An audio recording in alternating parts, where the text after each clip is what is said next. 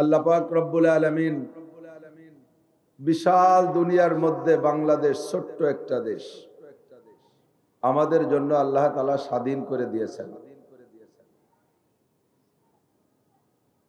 যার যার বুঝমতে সে সেইভাবে স্বাধীনতা ব্যক্ত করে, আমি সেভাবে বলি না।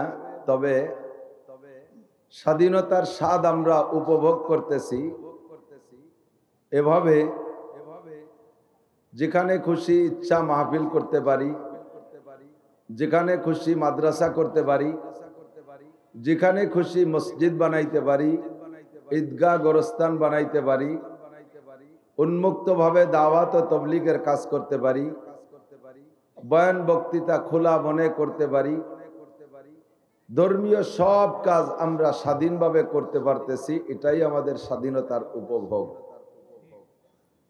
আল্লাহ পাক রব্বুল আলামিন কিয়ামত পর্যন্ত আমাদের এই স্বাধীনতার স্বাদ উপভোগ করার সুযোগ ও তৌফিক দান করে। সবাই বলে আমিন। আরটি মিডিয়া সেন্টার, দেশ ও ইসলামের কথা বলে।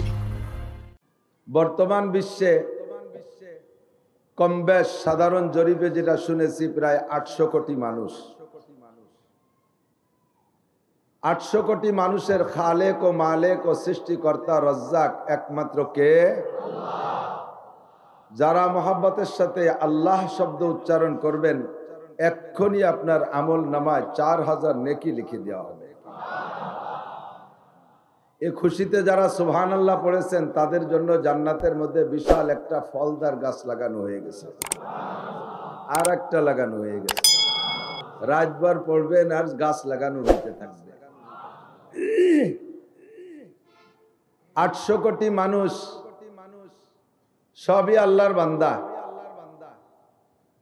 আল্লাহ পাক রব্বুল আলামিন সকলকে বান্দার খাতায় নাম রেখেছেন, নইলে কাফের, মুশরিক, মুরতাদ, বেঈমান, ফাসিক, ফুজ্জার, ইহুদ, নাসারা, হিন্দু, বৌদ্ধ, খ্রিস্টান যারা আল্লাহকে আল্লাহ বলে স্বীকার করে না বা আল্লাহকে আল্লাহ বলে স্বীকার করলো আল্লাহর সাথে শিরিক করে, এ সকল মুশরিক কাফেরদেরকে আল্লাহ তাআলা খাইতে দিতেন না। আল্লাহ পাক রব্বুল আলামিন অমুসলমানদেরকে খানা দিচ্ছে কি দিচ্ছে না? তাদের জন্য আসমানি পানি সরবরাহ হচ্ছে কিনা? চন্দ্র সূর্য তাদের জন্য আলো দিচ্ছে, তাদের ক্ষেত খামারে ফসল হচ্ছে, তাদেরও বাচ্চা কাচ্চা হচ্ছে। আল্লাহ পাক রাগ করে তাদের প্রোডাকশন বন্ধ করে দিচ্ছে না, ঠিক কিনা? তো বোঝা যায় সকলকেই আল্লাহ পাক রব্বুল আলামিন বান্দার খাতায় নাম রেখেছেন।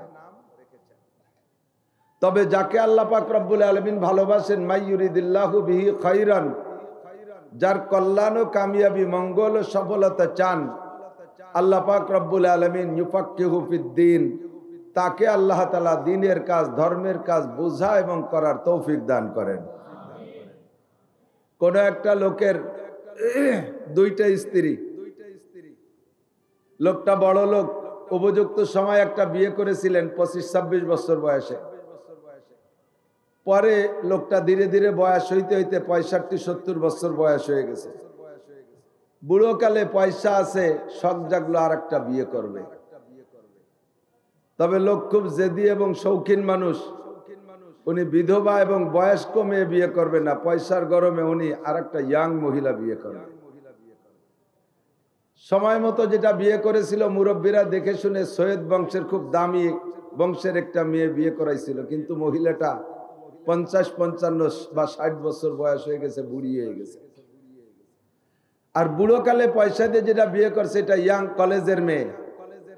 এই দুইটার মধ্যে ভালোবাসে কোনটাকে জানেন না? যুবকরা যারা বিয়ে মোটেই করে না, ওরা কি বা বলবে, ওটা তোর বলার কায়দা নেই। কুল্লু জাদিদিন লাজিজুন, আরবিতে বলে সব নতুনের মধ্যে স্বাদ বেশি। 5 বছর আগে 20,000 টাকা দিয়ে একটা পাঞ্জাবি কিনেছিলেন, ভালো পাঞ্জাবি। এই 5 বছর 5 ঈদে শুধু ব্যবহার করেছেন আর ধুয়ে মুছে ঘরে রাখেন। এই বছর ঈদের সময় মাত্র 1000 টাকা দিয়ে একটা নতুন পাঞ্জাবি কিনছেন। কোনটা পরে ঈদে যাবেন? যে পুরনটা না নতুনটা? নতুনটার দাম কম হলেও নতুনটাই পরে ঈদগায় যাবেন, ঠিক কিনা? নতুনের মধ্যে স্বাদ আলাদা। তো এই বুড়ো নতুনটাকে ভালোবাসে বিদায় নতুনটা চোখের আড়াল হইলে বুড়ো খুব অস্থির হয়ে যায়, শুধু সামনে দেখতে চায়, কাছে পাইতে চায়, বারবার বলে তুমি এদিক ওদিক যাও কেন, তুমি আমার খাটের কোনায় বসো, এক প্লেটে খানা খাও, তুমি চোখের সামনেতে যাইও না, শুধু বারবার চোখের সামনে ডেকে নিয়ে আসে, দেখতে চায়। আর বুড়ি একটু ইচ্ছা করে সামনে আসতে চাইলে খালি সরায় রাখে, তুমি রান্নাঘরে কাজ নাই, তোমার গ্রাম অঞ্চলে বলে তোমার গোয়াল ঘরে কাজ নাই, তোমার বাইরে কোনো কাজ নাই, বুড়ির খালি সরায় রাখতে চায়। অথচ দুইটাই স্ত্রী আছে, স্ত্রী খাতার থেকে তালাক দেয় না একটা কেউ, যাকে ভালোবাসে তাকে দেখতে চায়। আল্লাহ পাক রব্বুল আলামিন ও বান্দাদের দুই গ্রুপকে কেউকেই তালাক দেয় নাই, মুসলমান এবং কাফের সবাইকে বান্দার খাতায় নাম রেখেছেন। তবে যারা বেঈমান বেআমল তাদেরকে আল্লাহ পাক অতটা দেখতে চায় না। যাদেরকে আল্লাহ ভালোবাসে তাদেরকে ডাকে, তুমি আমার সামনে আসো, আমি তাফসীর মাহফিলে আছি এখানে আসো, আমি মসজিদে আছি বান্দা এখানে আয়, আমি মাদ্রাসা আছি বান্দা এখানে আয়, আমি বিশ্ব ইজতেমায় আছি এখানে আয়, আমি চরমুনার ময়দানে আছি এখানে আয়, আমি পীরের খানকায় আছি এখানে আয়, আমি যেখানে আছি আয় আমার সামনে আয়, বারবার ডাকতে থাকে। আর যাকে আল্লাহ ভালোবাসে না তাকে বলে তুই এ জায়গা আসছিস কে, আর কে ওই পাশে কত বাজার ঘাট আছে, সানাসুর বাদাম খাতে যেতে পারিস না, তোকে ঘরে টেলিভিশন নাই, ওই জায়গা যা, ব্যারাকের গল্প করতে যা, মন্দিরে যা, গির্জায় যা, প্যাগোডায় যা, তুই এ জায়গা আসছিস কে, তোরে আমার দেখতে মনে চায় না। দরজাওয়ারে খুদা আদুরা রহমাদে, দরজাওয়ারে খুদা আদুরা রহমাদে, আজবরায়ে আকে দুশ্মন দূরবে। শত্রুরে বাড়ির কাছে জায়গা দিও না, আল্লাহ দেখতে চায় না, বন্ধুকে সবার ভালো লাগে, দেখতে চায়। আল্লাহ পাক রব্বুল আলামিন আপনাদেরকে ভালোবেসে মোহাব্বত কইরা এই তাফসীর মাহফিলে ডেকে নিয়ে আসছেন। আল্লাহ বলেন আয় তোরে আমার ভালো লাগে আমার মাহফিলে আয়, যাকে ভালো লাগে না তাকে রাস্তায় দিয়ে ঘুরাচ্ছে। আপনারা এখানে যত মানুষ রাস্তায় তার চাইতে কম না, ওকে আল্লাহ পছন্দ করেন, এই জন্য আসতে দিচ্ছে না। আল্লাহ পাক আমাদের ভালোবেসে ডেকে নিয়ে আসছেন, এর জন্য শুকর আদায় করি আলহামদুলিল্লাহ। 800 কোটি মানুষ পৃথিবীতে আছে, সব মানুষ যদি কলেমা পড়ে মুসলমান হয়ে যায়, আপনারা খুশি না বেজার? আল্লাহ খুশি না বেজার হবে? আল্লাহ বেজার না খুশি হবে? খুশি হবে। তবে 800 কোটি মানুষ কলেমা পড়ে মুসলমান হয়ে 24 ঘন্টা ইবাদত করলে আল্লাহ পাক রব্বুল আলামিনের পদমর্যাদা একটুও বাড়ে না। আল্লাহ যেখানে আছে ওখানেই থাকেন। সেম এই 800 কোটি মানুষই যদি কাফের হয়ে যায়, আল্লাহ না করুক, তাতে আল্লাহ পাকের 1 পয়সারও ক্ষতি নাই, আল্লাহ পাকের কিচ্ছু আসে যায় না। আল্লাহ পাক রাগ করে চেয়ারের থেকে নামে নিচে একটা পাটি বিছাই বসে না, যে কেউ আমারে আল্লাহ বলে না, আমারে কলেমা পড়ে স্বীকার করে না, আমি কোন সাহসে চেয়ারের পর বসে থাকবো, আমি নিচে নেমে যাই। এমন কোন দুর্ঘটনা আল্লাহ ঘটে না। কথা বলেন ঠিক কিনা? সবাই কলেমা পড়লে আল্লাহর পদমর্যাদা বাড়ে, সবাই কাফের হয়ে গেলে আল্লাহর কোনো কমে? আল্লাহর মর্যাদা খাটো হয়? কিচ্ছু হয় না। সবাই জাহান্নামে যাবেন, আল্লাহর জাহান্নাম এত ছোট না যে আপনারা এত মানুষ জাহান্নামে গেলে আল্লাহ জায়গা দেবে কোথায়? জাহান্নামীদের বডি আর ফিগার হবে কতটুকু শুনে নেন। একজন জাহান্নামীর মুখে 32টা দাঁত হবে, এক একটা দাঁত উহুদ পাহাড়ের সমান। কতটুক? উহুদ পাহাড় যারা দেখছে তারা জানেন। আমি এবার রোজার পরে যাই চতুর্পাশে এক গুল্লি দিয়ে আসছি, যেখান থেকে শুরু করছি ঘুরে ওখানে আসতে তার বেষ্টন 42 কিলোমিটার, আর 500-600 গজ হবে উঁচু।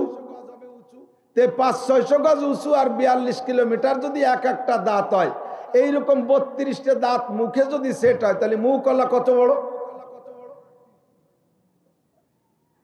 বুঝতেছেন কথা?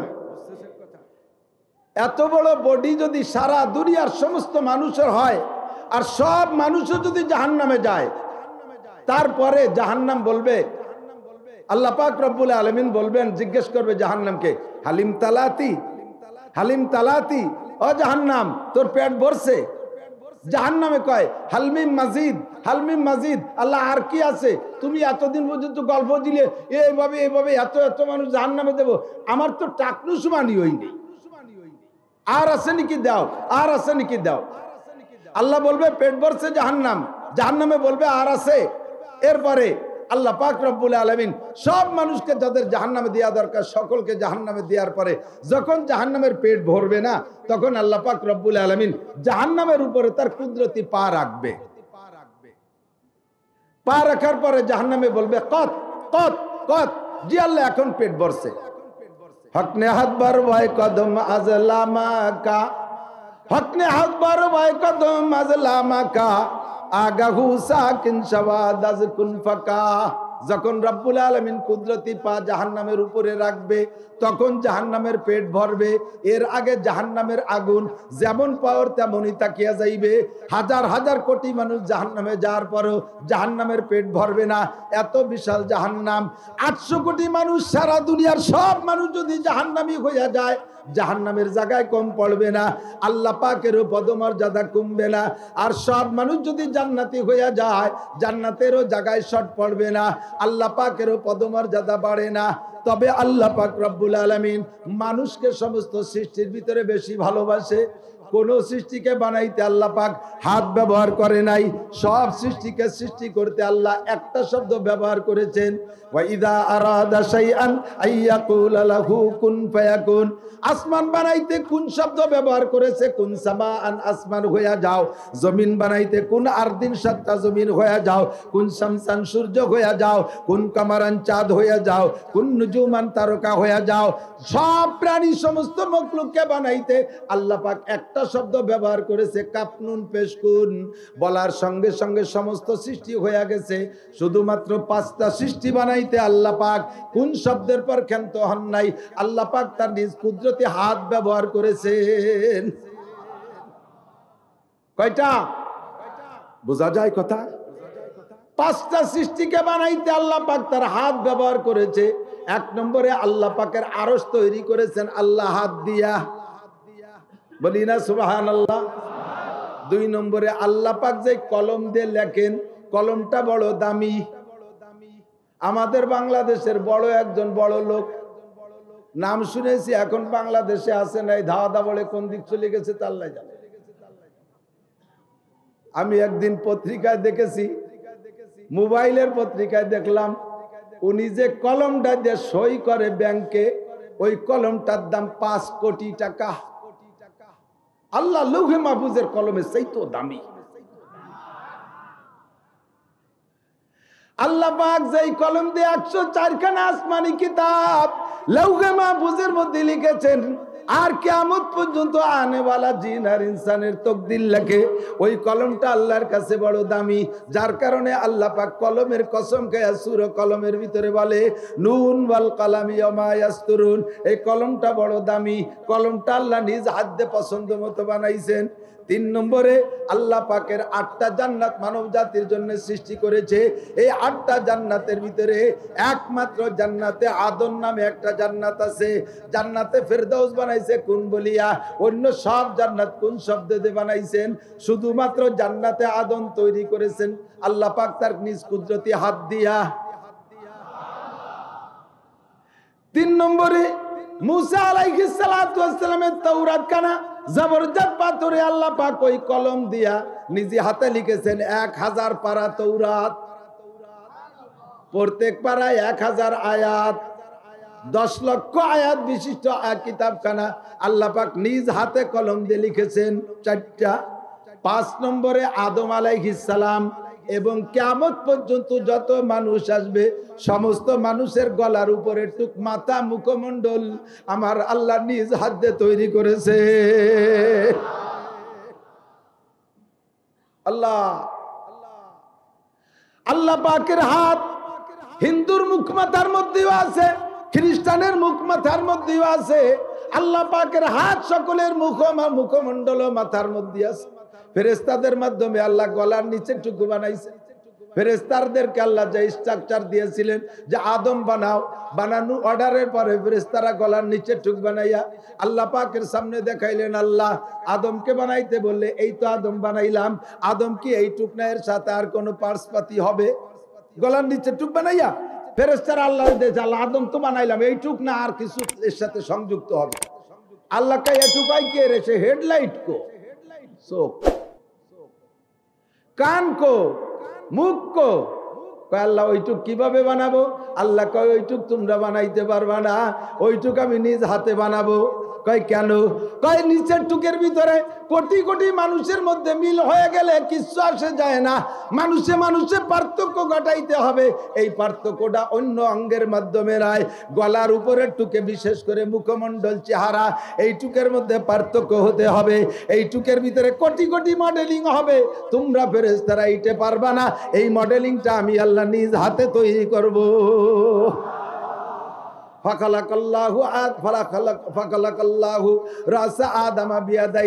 আল্লাহ পাক আদম আলাইহিস সালামের মাথা নিজ হাতে বানাইলেন। আদমের মাথা বানাইছেন তো আমার মাথায় আল্লাহর হাত, আপনার মাথা আল্লাহ বানাইছে। কতক্ষণ ঠিক ঠিক না? এই জন্যই বলা হয় মানুষকে মারতে গেলে, প্রহার করতে গেলে, মানুষকে ধমক, গায়ে আঘাত করতে গেলে, আরে অন্য কোনো অঙ্গে মারো মারো, গলার উপরে মারবা না। গলার উপরে মারিস না, কারণ নিচের টুকের ভিতরে ফেরেশতারা হাত দিয়ে বানাইছে। ও জায়গায় তুমি রাগের হাত, প্রহারের হাত, পিটনের হাত মারো, কিন্তু গলার উপরের টুক আমি আল্লাহ নিজ হাতে বানাইছি। আমার হাতের ছোঁয়া যে জায়গা লেগেছে ওই জায়গা তোমার রাগ ও গুসার হাত মাইরো না।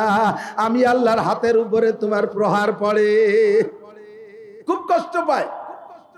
গলার উপরে মারবেন না, কিন্তু আমাদের মারামারির স্বভাব কি? পয়লা বক্সির নাক জড়ায় বক্সায় বেলায় দেবে, লাঠির পিঠে পিটান। প্রথমটা কোন জায়গায়? মাথায়। গতকাল দেখলাম, এই সেদিন টঙ্গীর জামায়াত, আমাদের একজন আলেম তাল সবে মাত্র ফারেক, এর মুখ কান্ডে এমন ভাবে মারছে, দাঁত টাত সব বসকায় ফেলাইছে। এর যারা মারছে এরা কি জীবনেও কোনোদিন এই আয়াতগুলো, এই হাদিসের এই তর্জমাগুলো শুনিস নেই যে গলার উপরে মারা যাবে না? অন্যায় করো সব জায়গা করো, প্রহার করো অন্য জায়গা করো, গলার উপরে মারবি না। আল্লাহ এসে গেলে একটু বলি, বহুত উলামায়ে কিরাম আছেন, ছাত্রদেরকে থাপ্পড় দিতে গেলে গালের উপরে থাপ্পড় মারে। আব্বা মারাও সন্তানরে মারতে গেলে মাথার পিছনে থাপ্পড় মারেন। আমি সাধারণ মৌলবী, অত গভীরে বলতে পারবো না, তবে মেডিকেল সায়েন্সের ডাক্তারকে কাছে শুনে দেখেন, মানুষের ব্রেন আর মগজ আর মাথা, ব্রেন এই পিছনে, মানুষের থাপ্পড় দেয় মাথার পিছনে, পিছনে থাপ্পড় দিলে, বারবার পিছনে থাপড়াইলে এই ছেলেটার ব্রেন নষ্ট হয়ে যায়। কান ধরে টান দেয়, কান ধরে টান মারে, কানও টানবেন না, কানও আল্লাহ বানাইছে, কান ধরে টানবেন না, গাল টানবেন না, মাথায় থাপ্পড় মারবেন না, মুখে মারবেন না, আল্লাহ পাক বড় কষ্ট পায়। হেফজখানার শিক্ষক, মাদ্রাসার কিরাতখানার শিক্ষকরা একটু বেশি লক্ষ্য করবেন। সিদ্দিকা আয়েশা রাদিয়াল্লাহু তাআলা আনহা বলেন, আমি নবী পাকের ঘরে শোয়া। আয়েশা তো খুব ছোট মানুষ, হুজুরের স্ত্রী হয়েছে, 9 বছর বয়সে স্ত্রী হয়েছে, স্ত্রী হিসেবে হুজুরি ঘরে গেছে। 6 বছর বয়সে বিবাহ হয়েছে, আর 9 বছর বয়সে হুজুরের ঘরে স্ত্রী হিসেবে চলে গেছেন। তো বলে আমি তো ছোট মানুষ, আমার ঘুম খুব বেশি ছিল, ঘুমের প্রভাব খুব বেশি। তো ঘুম এত বেশি যে মাঝে মাঝে রুটি বানাবো উদ্দেশ্যে আটা সেনতে গিয়ে, আটা সেনতে সেনতে আটার মধ্যে হাত, আমি কাইতে ঘুমাই রয়েছি, রুটি মুটি বানাতে মনে নেই। পরে সজাগ হয়ে দেয় যে হাতের মধ্যে ছাগলে আটা খেয়ে বেলাইছে, তাও টের পাই নেই। এই ছাগমের ঘুম। রাতের বেলা হুজুর আলাইহিস সালাতু ওয়াস সালামের ঘরে যখন থাকতাম, আমার ঘরে হুজুর যে রাত থাকতেন, হুজুর শেষ রাত্রি উঠতেন, উঠে আমাকে ডাকতেন বড় মোহাব্বতের সাথে। আমার মাথায় ডাকার, ঘুম থেকে সজাগ করার শব্দটা সেটা বলার জন্য বলছি। আমারে ঘুম থেকে হুজুর উঠাইতেন, ধীরে ধীরে মাথায় ভাবে চুলকাইতেন আর বলতেন, ইয়া আইশ কুমি, ইয়া আইশ কুমি, ইয়া আইশ ইস্তাইকিজি, আয়েশা তুমি ওঠো, আয়েশা ঘুম থেকে ওঠো, ওঠো একটু ওযু বানাও, ওঠো নামাজ পড়ো, আমাকে এভাবে ডাকতেন। আমি যদি না উঠতাম, ঘুমের প্রভাবে ঘুমাই থাকতাম, নবী আলাইহিস সালাতু ওয়াস সালাম ওযু বানায় আয়েশা, হাতে যে পানি থাকতো এই পানি আমার মুখের উপরে ছটকা দিতেন। এভাবে হুজুর আমাকে ঘুম থেকে উঠাইছেন। লাকাদ কানা লাকুম ফি রাসূলিল্লাহি উসওয়াতুন হাসানাহ। আমি দেখেছি বহুত মাদ্রাসায়, হেফজখানা, কিরাতখানায় রাতের বেলা বাচ্চারা ঘুমায়। আপনারাও খেয়াল করবেন, রাতের বেলা বাচ্চারা ঘুমায়। মানুষ যখন ঘুমায় তার বেঁচে থাকার জন্য রুহুটা ভিতরে থাকে, আর তার নফসটা, আত্মাটা চলে যায় দুনিয়া ভরে ভ্রমণ করে। এই আত্মার নফস যে জায়গা যায়, সে সেখানে যা দেখে ওইটাই সে স্বপ্নে দেখে। মানুষটা ঘুমাই আছে, আত্মা চলে গেছে আমেরিকা, যাই একেবারে সে জায়গায় সবকিছু করে টেরে জো বাইডেনের মাইয়া বিয়ে করে এরপরে সেখানে 4-5টা ছেলে মেয়ে হয়ে গেছে, এরপরে হঠাৎ করে ঘুমাইতে উঠে দেয় যে সে বিছানে খেতা ছিঁড়ে ফেলাইছে, বিছনা কাটেতে পড়ে গেছে লাতির টেলায়। এ তো ছেলে বিছানায়, রুহে তাকে জীবিত রাখছে, আত্মা চলে গেছে আমেরিকা। এবার মনে রাখবেন, রুহু আর আত্মা যতক্ষণ অ্যাডজাস্ট না হয় ততক্ষণ পর্যন্ত মানুষ হুশ হয় না। রুহু ভিতরে আছে, আত্মা নেই, এই মানুষটা উঠবেন বসাবেন টের পাবেন না। দেখবেন ছোট ছোট ছোট বাচ্চারা যারা বিছনায় পেশাব করে, কষ্ট হচ্ছে নাকি? আমি অপরিজনীয় কিছু বলছি নাকি? চলে যাবো আজের দিকে, একটু খেয়াল করেন। এগুলো সমাজে খুব সমস্যা চলতেছে।